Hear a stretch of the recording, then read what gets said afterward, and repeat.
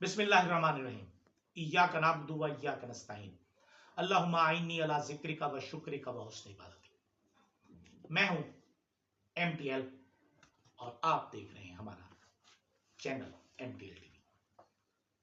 आज हम बात करेंगे मुत्तहिदा पोजीशन कॉन्फ्रेंस की। उसके बाद नए अल्फाज और वो हमारी कल जो नई बनी है काबीना में, जो माशाल्लाह एक होशरुबा इजाफा हुआ है, इसे मैं होशरुबा इजाफा ही कहूँगा। लोगों को देने के लिए तनख्वाह नहीं, और हम अपनी काबीना बढ़ाए जा रहे हैं, जजों की तनख्वाहें बढ़ाए जा रहे हैं, MNAs, MPA, सेनेटर्स की तनख्वाहें बढ़ाए जा रहे हैं, और जो सरकारी मुलाजिम हैं उनके लिए कुछ नहीं। बहरहाल जी, मुत्तहिदा अपोजिशन की जो कॉन्फ्रेंस है वो 2 रोजा कॉन्फ्रेंस हुई। ये कॉन्फ्रेंस पहले रोज जैसे हुई हम ये देख रहे हैं कि अब यानी के पार्लियामेंटेरियंस और हिज़्ब इख्तिलाफ की जमातों के लीडरों को मिलकर बैठने और कोई लाहे अमल तय करने की भी इजाजत इस्लामाबाद में नहीं मिल रही। मतलब सियासी अमल मखदूश होने जा रहा है। इस पर हम तफसील से बात करेंगे, लेकिन अभी तक अगर आपने हमारा चैनल सब्सक्राइब नहीं किया, आप चैनल सब्सक्राइब करें, शेयर करें, लाइक करें, और अपने उन दोस्तों को भी बताएं जिनके लिए मैं सराय की गुफ्तगू किया करता हूं, सराय की बिलॉन्ग किया करता हूं। ये जो मुत्तहिदा अपोजिशन की 2 रोजा कॉन्फ्रेंस हुई गुज़िश्ता रोज, अब अगर हम उसे देखें तो पहले रोज दूसरे रोज इसमें बेशुमार मसाइल। पहले तो जिस होटल में बुकिंग होती थी वहां से जाके कैंसिल करवा दी जाती थी। एक शादी हॉल में गए, शादी हॉल वालों को भगा दिया। मुश्किल से जो सुप्रीम कोर्ट के वकला का होटल है वहां इजाजत मिली, वहां भी बस बहुत मसाइल हुए। पहले दिन करने दिया गया और कह दिया गया कि दूसरे दिन आप यहां नहीं आएंगे, लेकिन बहरहाल हो तो गई। लेकिन उससे जो हमारी हिज़्ब इख्तिलाफ ने, जो हमारी जो सियासी क़यादत है, उसका जो रद्द अमल था वो बड़ा शदीद था। अब जिस तरफ हालात हमारी हुकूमत लेकर जा रही है उसमें मैं समझता हूं कि हम मुश्किल तरीन हालात में जा रहे हैं। अब देखा जाए तो हम शायद अब गैर एलानिया मार्शल्ला में आ गए, क्योंकि जुज़वी मार्शल्ला या एलानी मार्शल्ला या गैर एलानी मार्शल्ला, इन तीनों में फर्क क्या होता है? जब मार्शल्ला आता है तो हर चीज पर कब्जा कर लेता है, आइन मुअत्तल हो जाता है, सब कुछ उनकी मर्जी का होता है, ताकतवर होता है। जो जुज़वी होता है ये गैर एलानिया होता है। गैर एलानिया जो है उसमें जुज़वी, बल्कि जुज़वी को ये कर लेते हैं कि PCO आ गया तो फिर उसमें PCO के तहत हलफ उठवाया जाता है जजों से। ये जो मार्शल्ला है, इस मार्शल्ला में अब जजेस ही अपने भर्ती करा लिए गए हैं, जिनसे पहले डील हो जाती है, पहले एग्रीमेंट हो जाता है कि हम आपको हाई कोर्ट का जज बनाएंगे, हम आपको सुप्रीम कोर्ट का जज बनाएंगे, आपने हमारे लिए काम करना है। और हमारे मुल्क में कानून की धज्जियां कैसे बखेरी जाती है, बहरहाल अब इस पर हम बात करेंगे। जो बात हो रही थी कि जी अपोजिशन की कॉन्फ्रेंस, अपोजिशन की कॉन्फ्रेंस में अगर देखा जाए तो मुतालबात यही थे कि सबसे अहम मुतालबा इलेक्शन। अगर इलेक्शन नहीं करवा सकते ना करवाएं आप, लेकिन कानून यह है कि इलेक्शन जैसे खत्म हो 180 दिन के अंदर अंदर जो भी शिकायत हो, जो उम्मीदवार अपनी शिकायत लेकर आए, उनका फैसला इलेक्शन ट्रिब्यूनल 180 दिन में करे, मतलब 6 महीने में करे।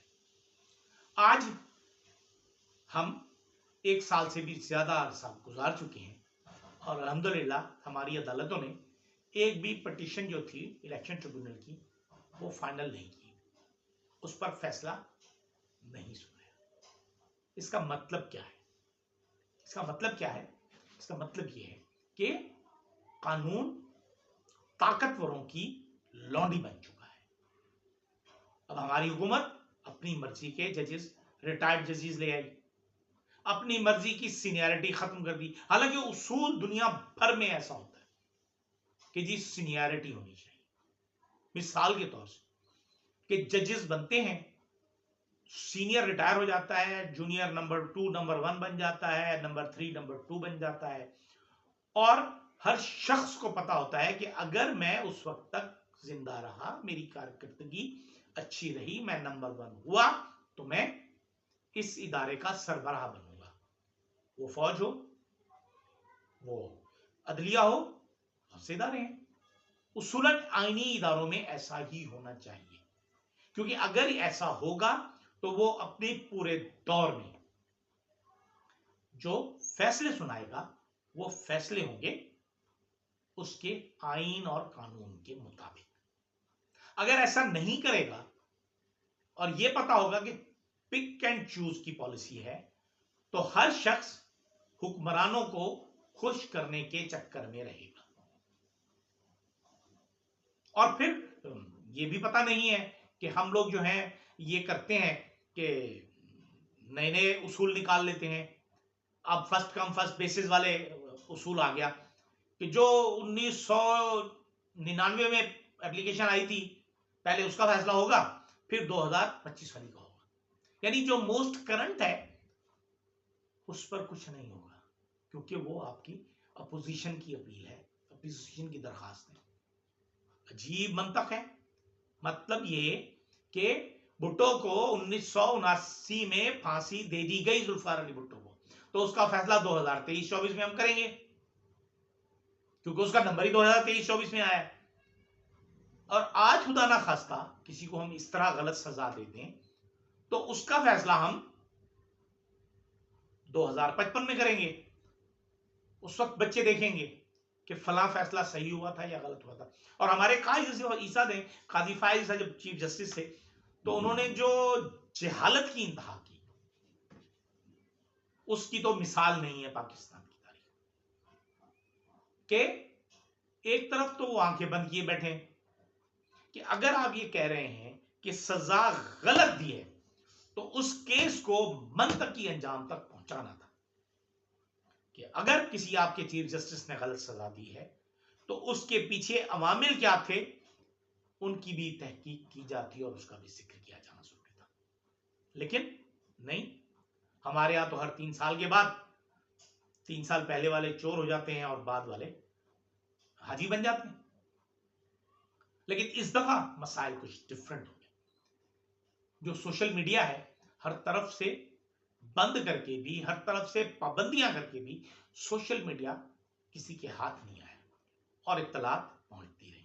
यानी अभी हम 2016-17 ही की बात करें तो हमें शोर मचाया जाता था कि जी नवाज शरीफ करप्ट है, फला है, यहाँ है, यूं है, उनको करप्शन पर निकाल दिया गया। और वॉल्यूम 10 फिर भी नहीं खोला गया, जिसमें कोई चीजें थी। जब मियां नवाज शरीफ के वकील को दिया गया कि आप कहते हैं तो इसे खोलें, तो उन्होंने कान पकड़ लिया कि नहीं नहीं नहीं नहीं, नहीं इसे मत खोलिएगा। उस वॉल्यूम 10 में क्या था? अगर आपने करप्शन नहीं की तो एक बात समझ में नहीं आती। चलें इसी का आप अपनी मनी ट्रेल तो नहीं दे सके, आपने 6 जगह 6 झूठ बोले, आप एक बात ही बता दें सच्ची, सही सही बता दें कि वो जो अकामा था, वो अकामा आपने क्यों लिया था, उसको छुपाने की वजह क्या थी। लेकिन 12 मियां नवाज शरीफ फिर दूसरी मर्तबा आ गए, उन्हें हमने लॉन्च किया, फिर रीलॉन्च किया, फिर रीलॉन्च किया, और मियां नवाज शरीफ लॉन्च पर लॉन्च होते चले जा रहे हैं। और इस वक्त जो मैं आपको बताऊं कि MNS की लॉन्च जो थी मियां नवाज शरीफ की, अब हम MNS जूनियर तक पहुंच चुके हैं। मतलब मरियम नवाज शरीफ MNS जूनियर है। अब उनके लिए पूरी तरह से स्टेज तैयार किया जा रहा है। बिलावल जरदारी साहब, जिन्होंने बड़ी कोशिश की ब्रूट मेजॉरिटी के साथ, ब्रूट ताकत के साथ नौजवान क़यादत के बन के, नौजवानों के लीडर बन के उन्होंने जिस तरह 26वीं आईनी तरमीम पास कराई, उनको तो मिला ठेंगा, ठीक है, उन्हें कुछ नहीं मिला। इस वक्त सब कुछ MNS जूनियर के पास है। जिस तरह उनको प्रोजेक्ट किया जा रहा है, जिस तरह उनके फंक्शंस में आर्मी चीफ की शिरकत हो रही है, वो घोड़े और बकरी वाली हॉर्स एंड कैटल शो हो, या पंजाब में चालिस्तान में सरसब्ज इनकलाब की बात हो, जहां जिन उनका कोई काम नहीं है, आर्मी चीफ नहीं आया करते थे। हाँ, सदर मुमलिकत के तौर पर वो आ सकते थे, जब कभी परवेज मुशर्रफ होते थे वो आया करते थे, या जनरल ज़ियाउल हक वो आया करते थे। लेकिन बहरहाल उस पर जितनी चेमगोइयाँ, जितनी बातें हो रही हैं वो हो रही हैं, लेकिन कुछ हम नहीं कह सकते। लेकिन जो बात हो रही थी करप्शन की, और करप्शन के बाद ढिटाई की, कि किस तरह हमें करप्शन दिखाई जाती थी और हम करप्शन पर खुश हुआ करते थे कि ये देखें, ये इस पार्टी को हमने निकाल दिया। और ये हम 20वीं मरतबा मैं कहता रहा हूं कि ये सारा जिम्मा उन लोगों का है जिनके हाथ में इख्तियार है, जो करप्शन को रोक भी सकते हैं, करप्शन को देखते भी हैं, करप्शन करवाते हुए खामोश भी रह सकते हैं, और उसके बाद जब वक्त आता है तो वही फाइलें इतनी मोटी मोटी बना के उनके सामने रखते हैं, उन्हें कहते हैं कि हमारे काम करो वरना हम तुम्हें फांसी लगा देंगे। लेकिन इमरान खान के मामले पर ऐसा नहीं हुआ। इस दफा जो हमारी कैबिनेट बनी है, अभी जो 50+ हो गई है हमारी कैबिनेट की तादाद जो है, हमारे वजीर, मुशीर, वजीर वज़राए मुमलिकत, और वो हमारे इदारे पर, हमारे खजाने पर बोझ हैं। एक तरफ महकमे कम किए जा रहे हैं, मर्ज किए जा रहे हैं, दूसरी तरफ वजीर बढ़ाए जा रहे हैं। अजीब, हम भी कौलो फेल के तजाद में मौजूद है। क्यों बढ़ाए जा रहे हैं भाई? महकमे कम, वज़रा ज्यादा, तो उनमें आधे से ज्यादा तो वजीर बेमहकमा ही होंगे। यानी आओ, माल बनाओ, खाओ, मजे करो, लुटो, दे फुटो। अगर यही सब कुछ इस मुल्क के साथ करना है तो ठीक है, इजाजत दीजिए, हम अपनी मर्जी करें, आप अपनी मर्जी कर रहे हैं, हम अपनी मर्जी करें, लेकिन खुदा के लिए इस मुल्क को मजीद तजर्बा गाह न बनाइए। इजाजत दीजिए, अल्लाह हाफिज।